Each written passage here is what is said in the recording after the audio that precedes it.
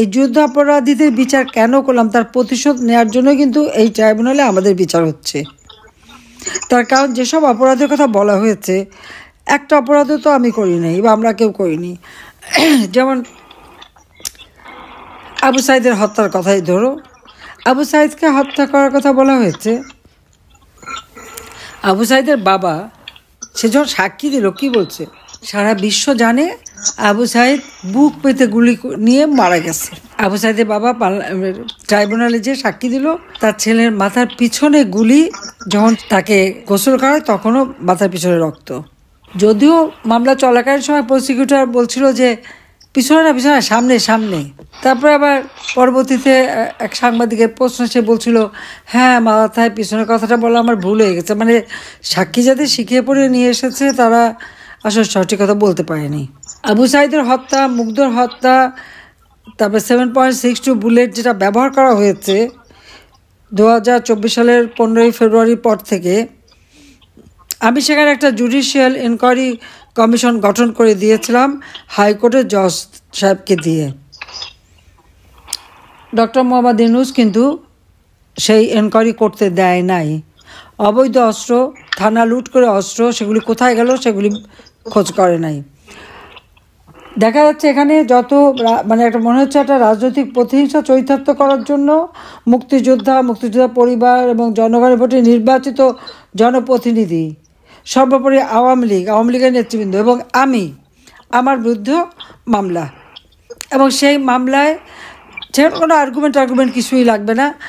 তারা নিজেরাই একজন আইনজীবী ঠিক করে দিয়েছে। সেই আইনজীবী আবার যখন জজ সাহেবের সাথে কথা বলে, সেটাও আবার প্রচার হয়ে গেছে যে সে আইনজীবী খুব ভালো ভালো কথা বলছিল যে আমাকে মুক্তি দিতে হবে, আমার কোনো অপরাধ নেই ইত্যাদি ইত্যাদি। আবার জজ সাহেবকে বলছে আমার তো এই কথাগুলি বলতেই হয়, আমি তো বাইরে অন্য কথা বলতে পারি না, কাজে আমাকে তো বলতেই হবে, হ্যাঁ, যে না ফাঁসি দেওয়া যাবে না। আমি কি বলতে পারি যে ফাঁসি হোক?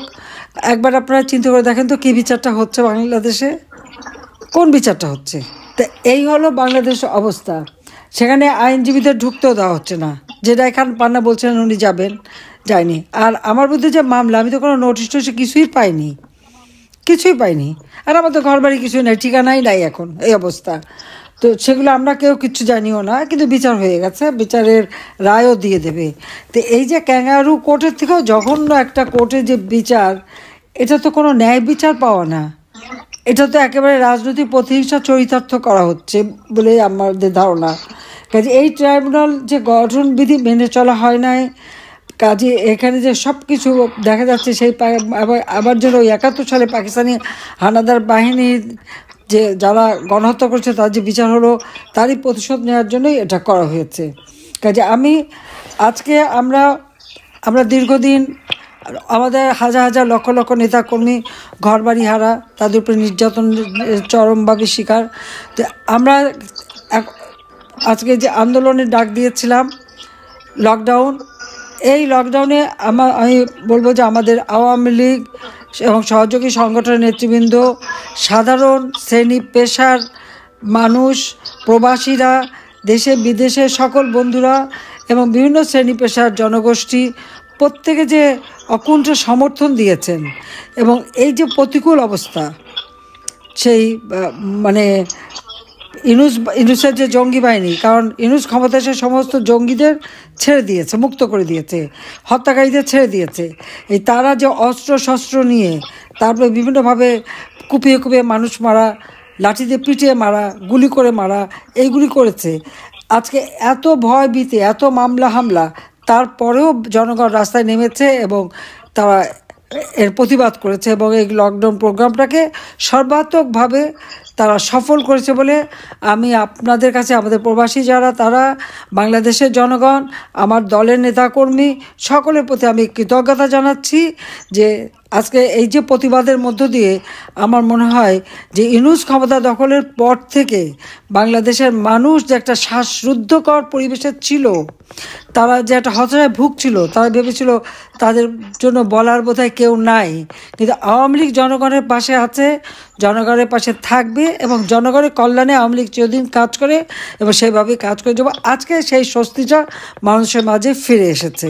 তবে আমাদের এই সংগ্রাম গণতন্ত্র পুনরুদ্ধারের সংগ্রাম, জনগণের ভোটের অধিকার আদায়ের সংগ্রাম, দেশের মানুষের নিরাপত্তা শান্তি নিশ্চিত করবার সংগ্রাম এবং যত আমাদের রাজবন্দী তাদের মুক্তি, মিথ্যা মামলা প্রত্যাহার এবং মানুষের জীবন মান উন্নত করা, আর্থসামাজিক উন্নয়নের লক্ষ্যে আওয়ামী লীগের সংগ্রাম অব্যাহত থাকবে। এবং আমাদের এই সমর্থন দেওয়ার জন্য সবাইকে আমি ধন্যবাদ জানাই। এবং আন্তর্জাতিক ক্ষেত্রে যে সমস্ত বন্ধুরা আমাদের বন্ধুপ্রতিম দেশ এবং যারা আমাদের সমর্থন দিচ্ছেন, জনপ্রতিনিধি সকলকে আমি আমার ধন্যবাদ জানাই, কৃতজ্ঞতা জানাই, সবাইকে ধন্যবাদ। আজকে আপনারা এখানে এসেছেন, আপনাদেরকে আমি ধন্যবাদ জানাই। এবং আমরা ন্যায় বিচার চাই, এটা সত্যিকার কোর্টে বিচার হোক, সেটা প্রমাণ দিক তারা যে হ্যাঁ আমি অপরাধী। কোনো প্রমাণ তারা দিতে পারেনি, শুধু মিথ্যে কথা বলে। এবং এই যে কোর্টে দাঁড়িয়ে মিথ্যে বলা, এটাও কিন্তু একটা অপরাধ। চিফ প্রসিকিউটর কিন্তু সেই অপরাধ করেছে। আজকে যে জজ, দুইজন জামাত ইসলামী, একজন বিএনপি, তারা দলীয়। এখানে তো বিচার হতে পারে না, ন্যায় বিচার হতে পারে না। কাজে এই অবস্থায় তারা মামলা চালাচ্ছে। ধন্যবাদ জানিয়ে আমার বক্তব্য শেষ করছি। খোদা হাফেজ। জয় বাংলা, জয় বঙ্গবন্ধু, বাংলাদেশ চিরজীবী হোক। ধন্যবাদ।